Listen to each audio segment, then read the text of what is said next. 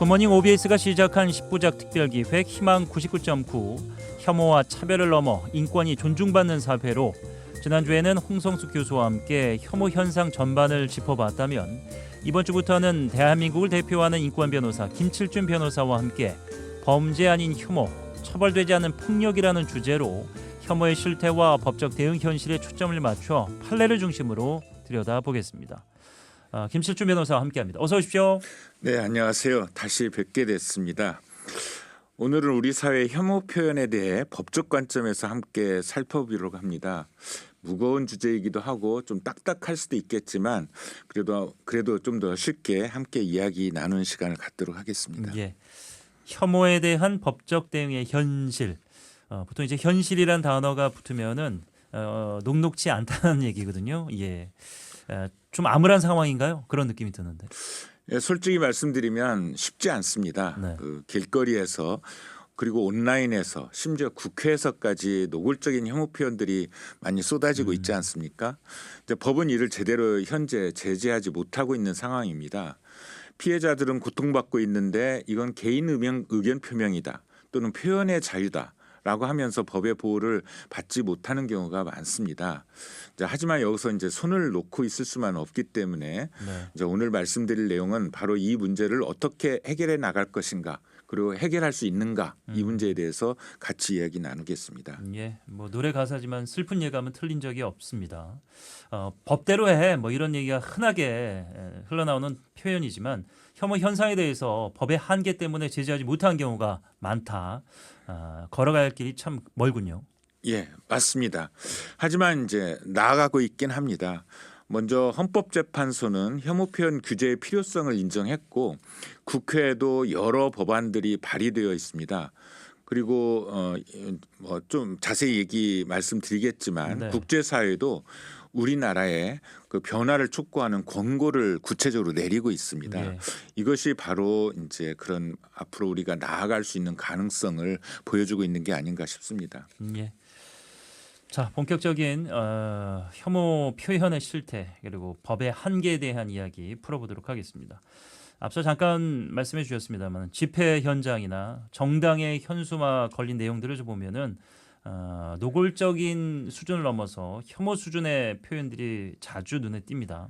이태원 참사 분향소 또 위안부 문제 해결을 위한 수요 집회 현장 2차 가해에 준하는 그런 현수막들이 버젓이 게시되고 있죠.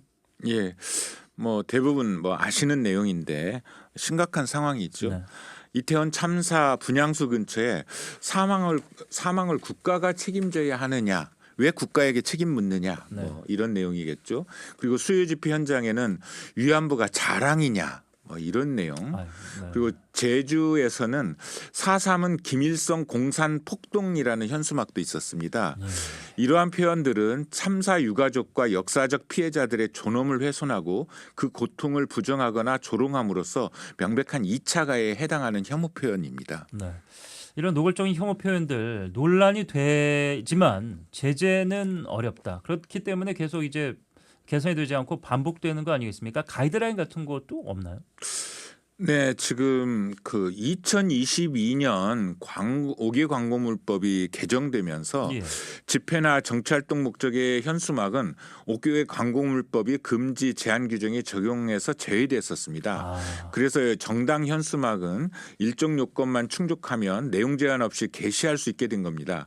그래서 우리가 출퇴근길에 소위 정당이라는 이름으로 저런 표현을 해도 되나 싶은 많은 현수막들을 보게 되었죠. 이런 현수막들에 대해서 그동안은 행정적으로든 형사적으로 제재하기 어려웠었는데요. 말씀하신 것처럼 행정안전부에서 2025년 11월부터 소위 가이드라인이라는 것을 만들어냈습니다. 네. 핵심 내용들은 어떤 것들을 담고 있습니까? 지금 5개 광고물법 금지 광고물 적용 가이드라인이라는 건데요. 핵심은 크게 3가지로 되어 있습니다. 예. 첫 번째는 명확한 판단 기준을 제시했습니다. 그동안의 현장에서는 시민들이 이거 문제가 있는 거 아니냐라고 신고를 해도 그 담당 공무원이 이게 혐오 표현인가 아닌가를 판단하기가 쉽지 않습니다. 그런데 이번에는 가이드라인에 뭐 당연한 헌법상의 원칙이기도 하지만 이걸 구체적으로 표현의 자유는 최대한 보장하되 타인의 권리나 명예를 침해하거나 공중도덕과 사회윤리를 훼손하는 경우에는 제한할 수 있다라는 원칙을 이 가이드라인 안에서 분명히 했습니다. 그리고 광고 금지 광고물의 유형을 구체화했는데요. 특히 이제 중요한 내용은 인종차별, 성차별 등 인권 침해 우려가 있는 내용을 명시적으로 금지 광고물에 아예 적시를 했습니다. 그 밖에도 범죄 행위를 정당화하는 표현이나 잔인한 내용, 음란 퇴폐적 표현 등도 금지 대상이라고 명확히 규정을 했고요. 예. 이제 제일 중요한 건 실행 체계입니다. 그 지자체 광고물 담당 부서가 1차로 판단하고 판단이 어려운 경우에는 5개 광고 심의위원회가 심의를 해서 종합적으로 결정을 하도록 했습니다. 네. 그래서 금지 광고물이라고 판단이 되면 바로 철거 명령이나 행정 대집행까지 할 수 있는 근거도 함께 마련됐습니다. 네.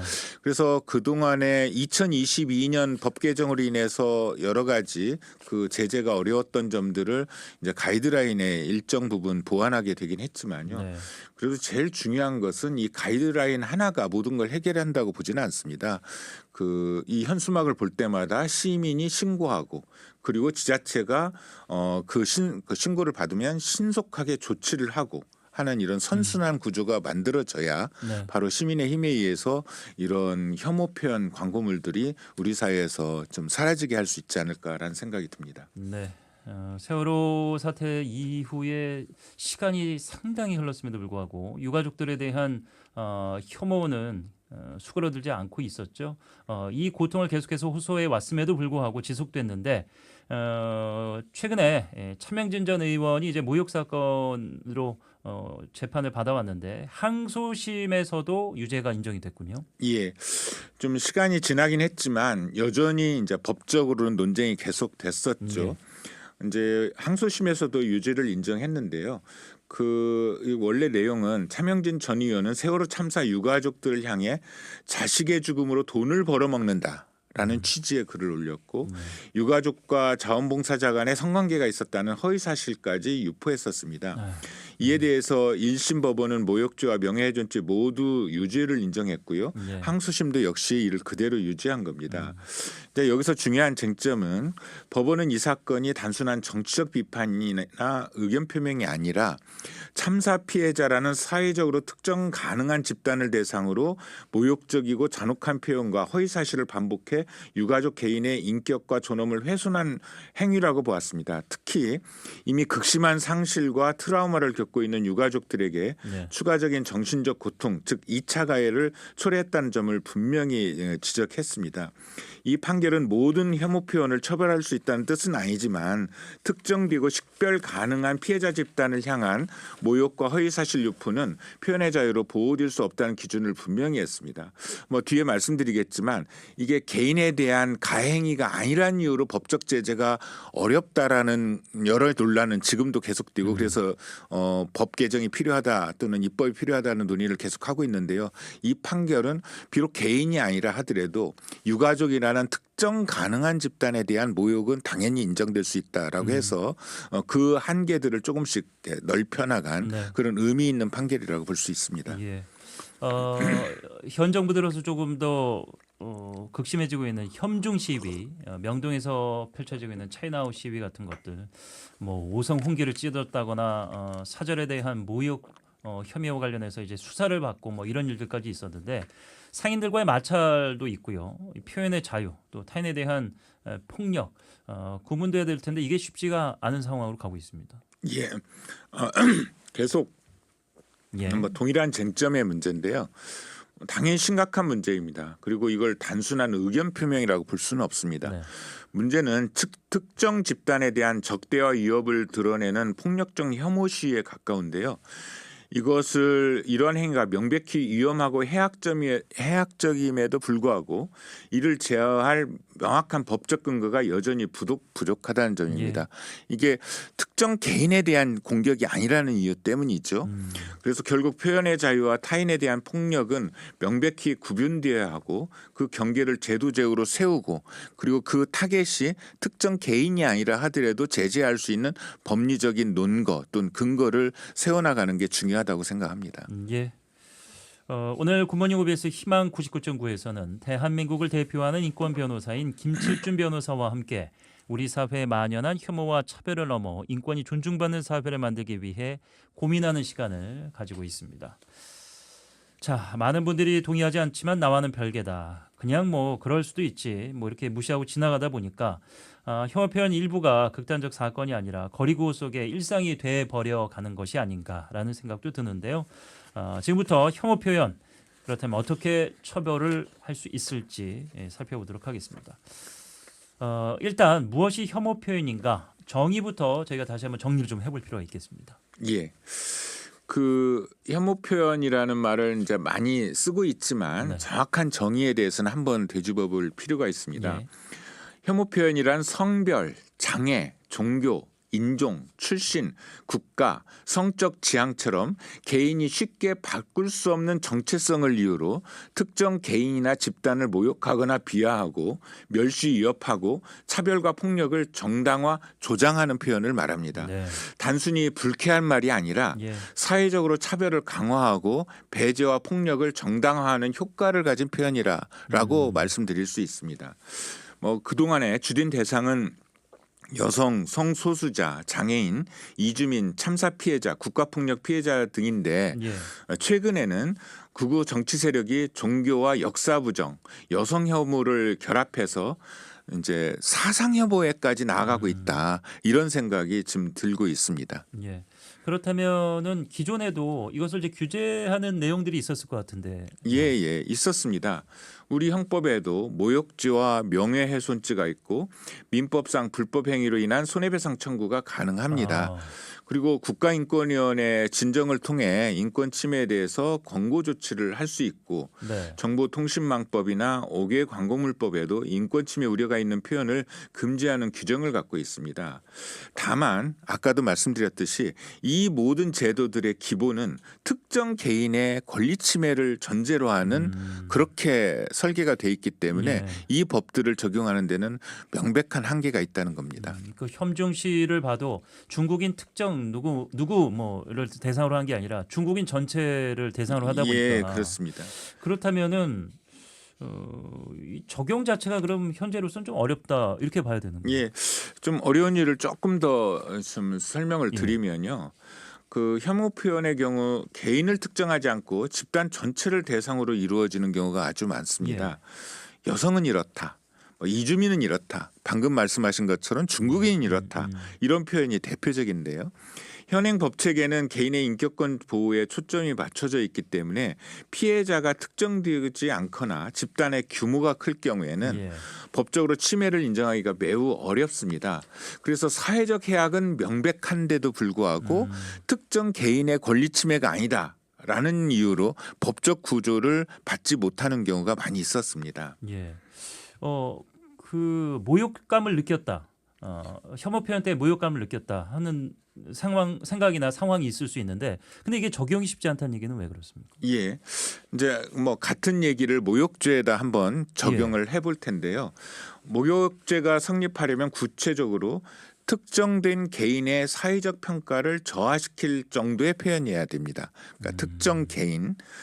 대법원 판례를 보면 집단 표시에 의한 모욕, 그러니까 개인을 특정하지 않는 집단에 대한 모욕은 그 집단에 속한 특정인에 대한 것이라고 해석되기 힘들고 집단 표시에 의한 비난이 개별 구성원에 이르러서는 비난의 정도가 희석되어 구성원 개개인의 사회적 평가에 영향을 미칠 정도에 이르지 않을 경우에는 모욕이 성립되지 않는다. 라는 법리를 통해서 모욕죄를 인정하는 것에 대해서 아주 제한적으로 인정하고 있습니다. 예.